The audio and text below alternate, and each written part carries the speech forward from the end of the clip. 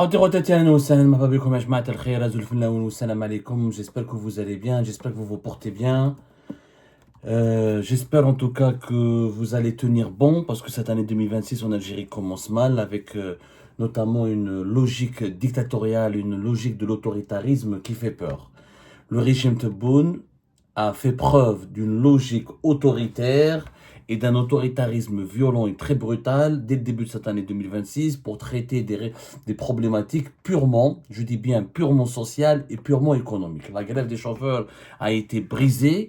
80% des grévistes ont été pratiquement contraints de reprendre leur travail, leurs activités, non pas parce que le président du Sénat, le président du Conseil de la Nation a reçu quelques-uns de leurs représentants et leur a promis que des promesses pour le moment, je dis bien que des promesses. Le président du Conseil de la Nation a reçu effectivement des soi-disant, des supposés représentants des syndicats du secteur des transports.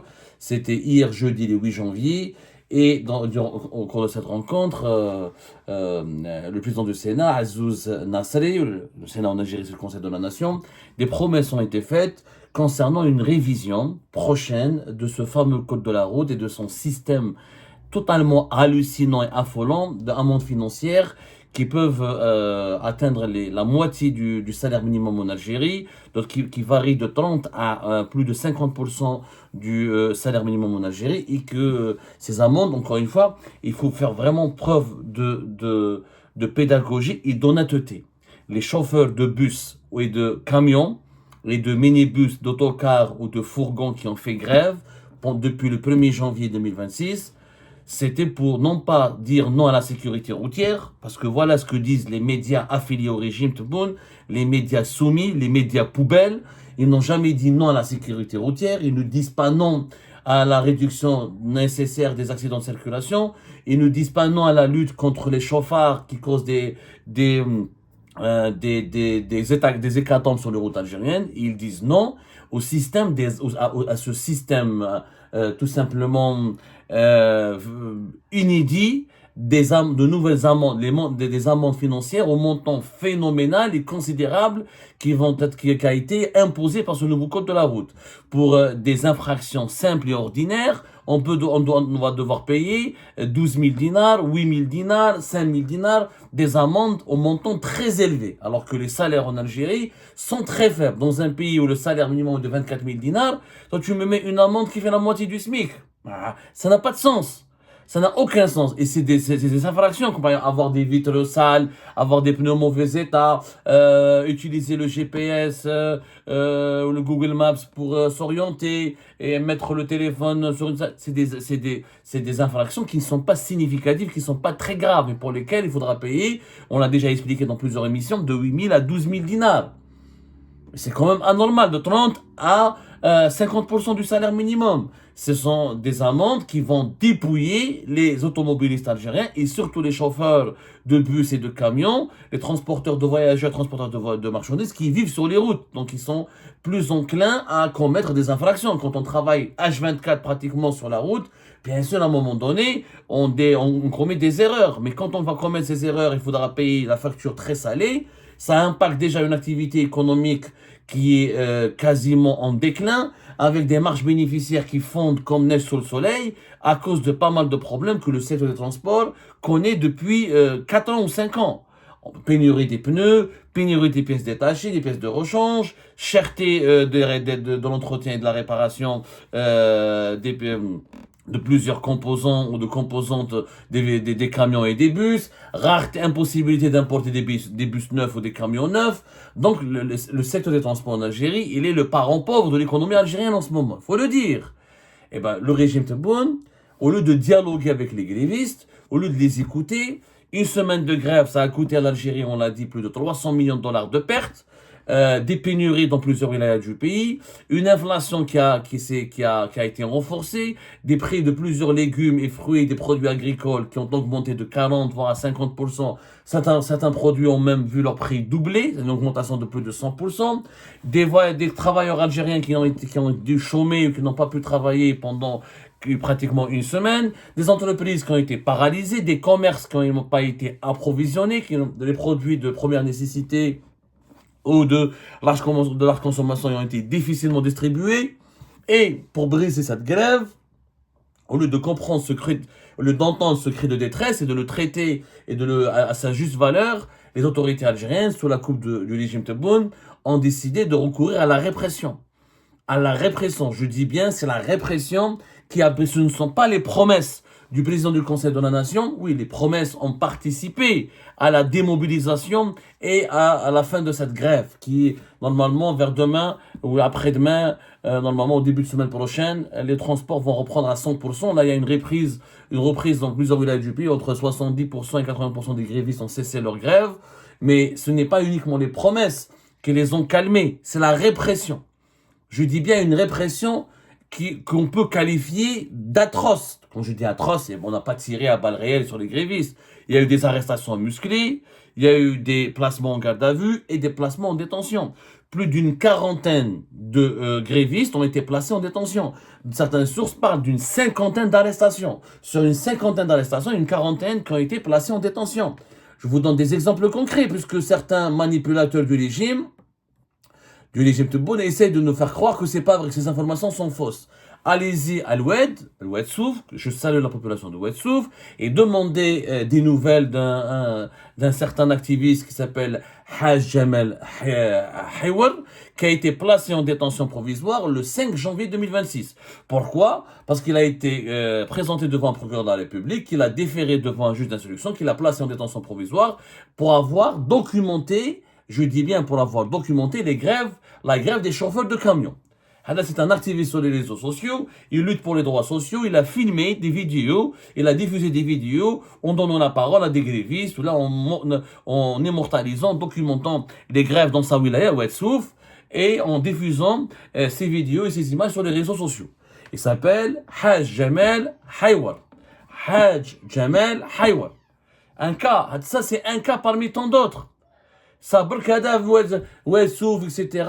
Ils en ont parlé, les gens en parlent, sa famille, ils en ont parlé. Malheureusement, les autres grévistes, comme les chauffeurs de bus et de camions, qui ont été placés en détention, c'est des anonymes. Les familles sont terrifiées, menacées par les services de sécurité. Il y a des éléments des renseignements généraux qui sont partis voir les grévistes, qui les ont menacés, qui les ont intimidés. Alors, pour empêcher la grève des commerçants, qui a été prévue le 8 janvier 2026 et à laquelle ont appelé plusieurs commerçants le 8 janvier 2026. D'ailleurs, elle a été observée dans certaines grandes villes, il y avait quelques 10 à 20% des commerçants qui ont fait grève. Mais les autres n'ont pas fait grève parce qu'il y a un climat de terreur. Ils ont fait l'objet de chantage, de menaces et d'intimidation. On leur a envoyé des renseignements généraux pour leur dire, attention, si vous faites grève, on va venir vous chercher, on va vous soumettre à des redressements fiscaux, vous allez payer des impôts plus chers. On les a menacés. La même chose qu'on a fait avec les grévistes, avec les chauffeurs. Au départ, on a essayé, on les a ménagés, on les a tolérés, mais au bout du 5e et du 6e jour, on est passé la vitesse supérieure à la persécution. Les éléments des renseignements généraux qui menacent, qui infiltrent les grévistes pour les diviser, des gendarmes, des services secrets, etc., qui repèrent et qui identifient les comptes des réseaux sociaux, les comptes des grévistes qui diffusent et qui font la promotion de leurs actions et qui font des explications, qui fournissent à l'opinion publique des explications sur les tenants et les aboutissants de leur mouvement de grève, des arrestations musclées, des perquisitions, des interrogatoires, des placements en garde à vue, suivis donc par la suite de présentations devant la justice et les tribunaux qui ont décidé d'incarcérer une quarantaine d'emprisonnements. Le cas de Oued Souf, je dis bien le cas de Oued Souf, Haj Jamal Haywar n'est pas un acte isolé, c'est pas un cas isolé. Alors plusieurs observateurs, plusieurs sources et défenseurs des droits de l'homme nous ont rapporté anonymement qu'il y a eu une série d'arrestations d'arbitraires et de poursuites judiciaires visant un certain nombre de chauffeurs routiers dans plusieurs régions du pays. Suite à leur participation à une grève et à des manifestations pacifiques au cours desquelles ils ont exprimé leur rejet de certaines dispositions du code de la route ou rejet de certaines augmentations des prix des carburants. Et voilà, c'est une vérité.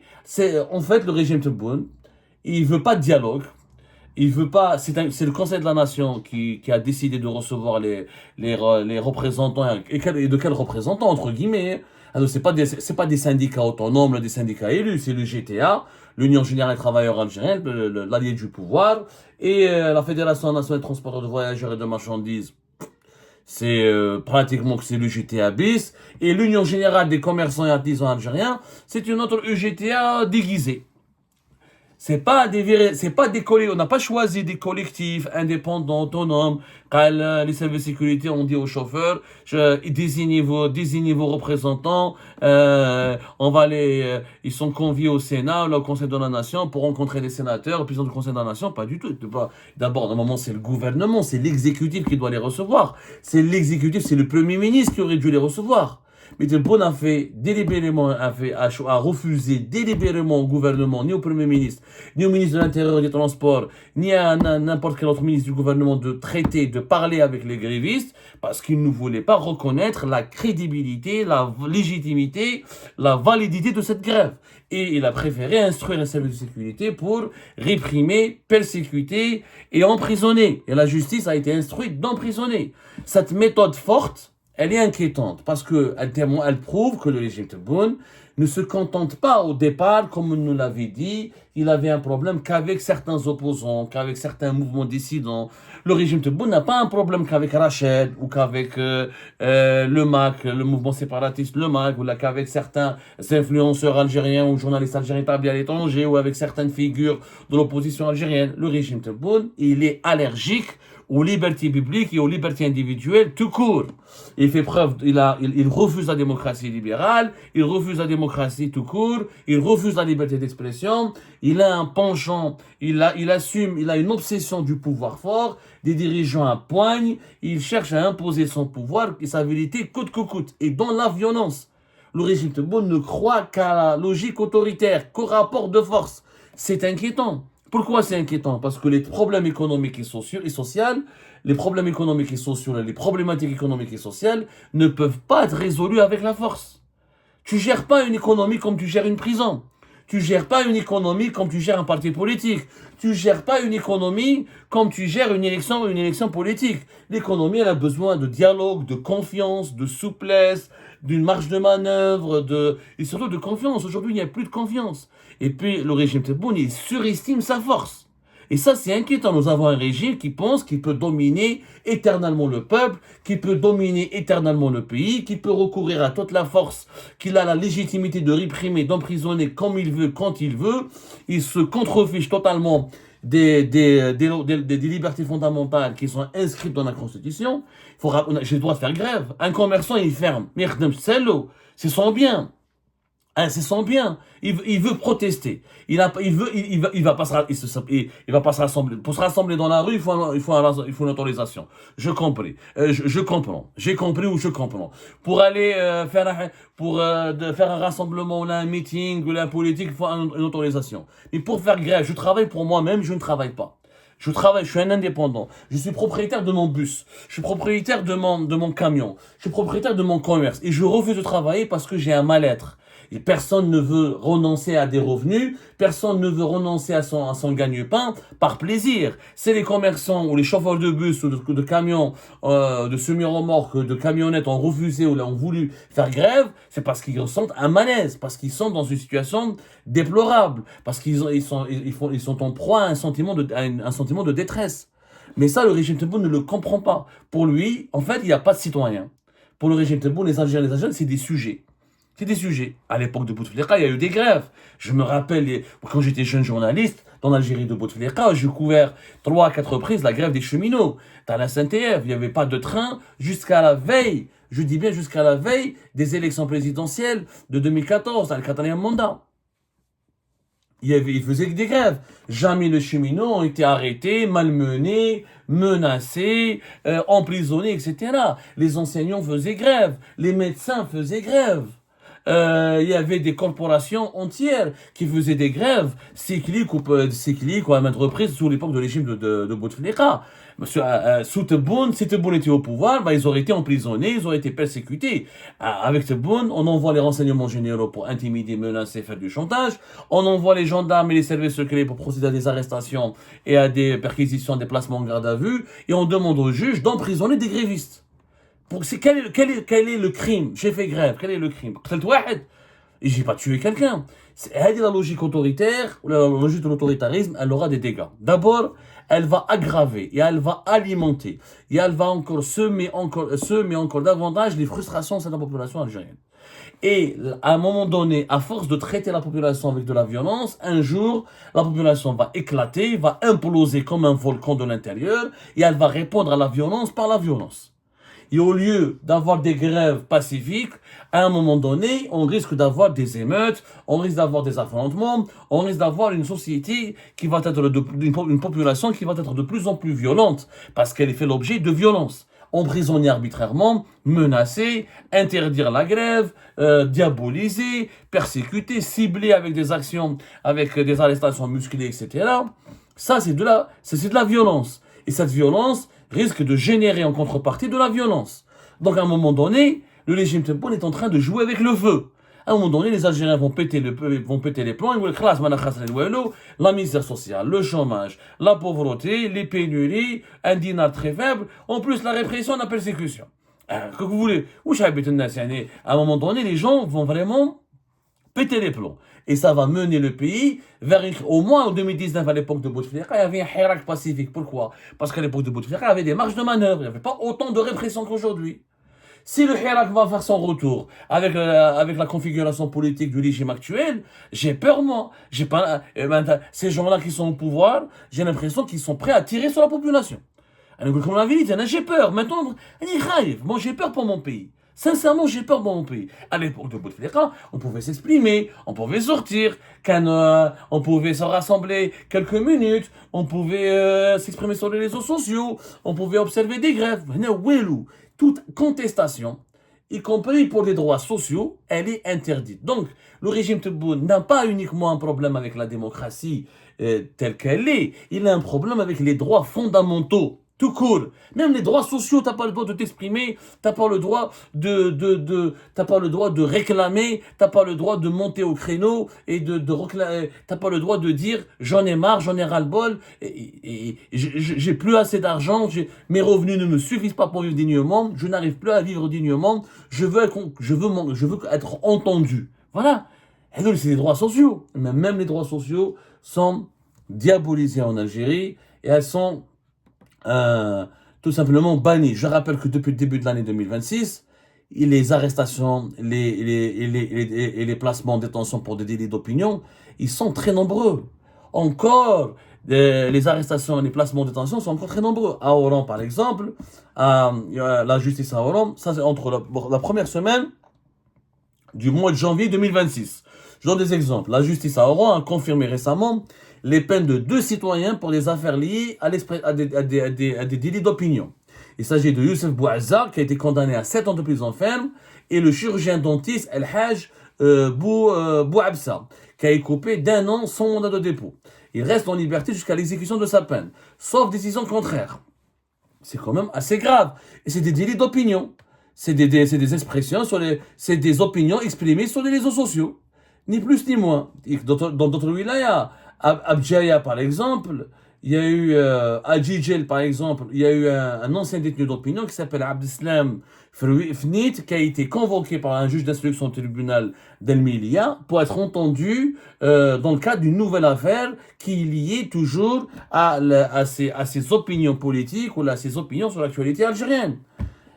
Toujours, à Jijel, à Ouessouf, il y a, comment il s'appelle, un militant qui s'appelle, ça on en a parlé, il a été arrêté on en a parlé, c'est dû à cause de, il a documenté, c'est le militant qui a documenté la grève des chauffeurs. À Tizi Ouzou, il y avait un journaliste, un écrivain qui a été arrêté, qui a été placé en détention.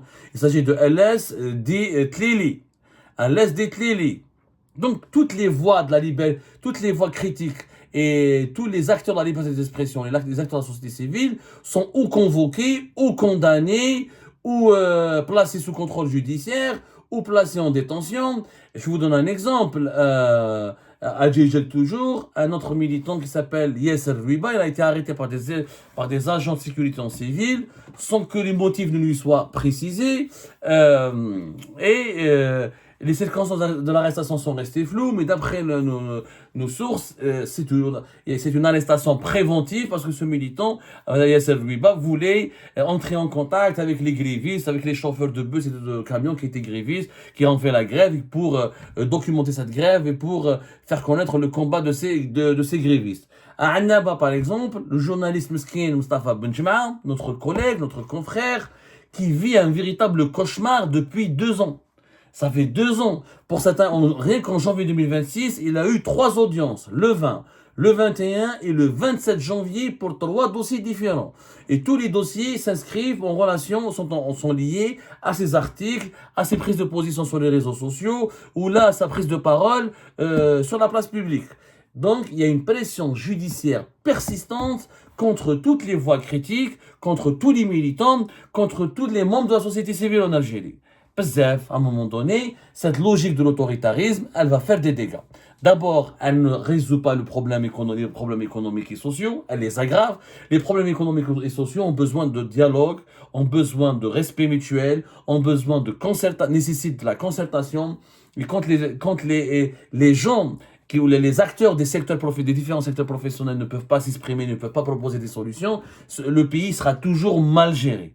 Mal géré. Les économies gérées avec de l'autoritarisme, même dans les pires dictatures au monde, comme la Chine ou la Russie, dans le secteur économique, il y a de la souplesse, il y a des ouvertures, il y a une certaine tolérance à une certaine marge de manœuvre, à certaine liberté. Mais l'autoritarisme et la logique de l'autoritarisme dans le domaine économique et social, c'est catastrophique. Et sur le plan politique, début d'année 2026, il est encore très inquiétant. Ça signifie que très inquiétant dans la mesure où il y a des pressions sécuritaires et judiciaires persistantes sur les militants des droits de l'homme et les militants de l'opposition et les voix critiques. Ça signifie que le régime Tebboune ne veut pas reculer. Il veut rester accroché au pouvoir. Il veut toujours tester la méthode forte. Et j'ai testé, expérimenté et imposé que la méthode forte. Et ça va déstabiliser le pays à un moment donné. Les autorités algériennes, les dirigeants, notamment dans l'entourage de Tebboune. Vous imaginez, certains camionneurs ont été escortés par les services de sécurité pour pouvoir acheminer de l'huile et du sucre et de lait dans certains wilayas du pays. Pourquoi? Pour empêcher les grévistes d'entrer en contact avec eux, ou de les convaincre, ou de les dissuader de reprendre le travail. On a escorté, ça c'est des images, quand vous n'allez pas les voir, vous n'allez jamais les voir dans les médias algériens affiliés au régime Tebboune, parce qu'il n'y a plus de liberté d'expression, escorter des transporteurs ou des distributeurs de lait, de sucre et d'huile. C'est quand même incroyable. Moi, ce que j'ai envie que les dirigeants Tebboune sachent, les dirigeants du régime Tebboune, notamment son entourage le plus proche, parce qu'eux, ils vivent dans un autre monde. Eux, ils n'ont pas de problème, ils n'ont pas de pénurie de pièces de rechange, de pneus, ils ont des voitures achetées par l'État, importées. Chaque année, l'État leur importe et leur attribue des voitures, ils ont des logements de fonction, ils ont le club des pains, ils ont des primes, ils ont des salaires qui sont 5 fois plus élevés ou 6 fois plus élevés que le salaire moyen national. Et, ils sont déconnectés de la réalité, ils vivent dans une autre dimension. Et que ces dirigeants sachent que tout le monde commence à les détester, y compris leur propre garde du corps, y compris les membres des services de sécurité, ils commencent à les vomir. Et ce rejet populaire qui ne cesse de se renforcer, qui ne cesse de monter en puissance, un jour ou l'autre, il va alimenter une grosse colère populaire. Et cette fois-ci, elle risque de ne pas être pacifique comme c'était le cas en 2019. Donc il faut faire vraiment très attention aux conséquences désastreuses et malheureuses de cette logique de l'autoritarisme à laquelle ne veut pas renoncer le régime Tebboune.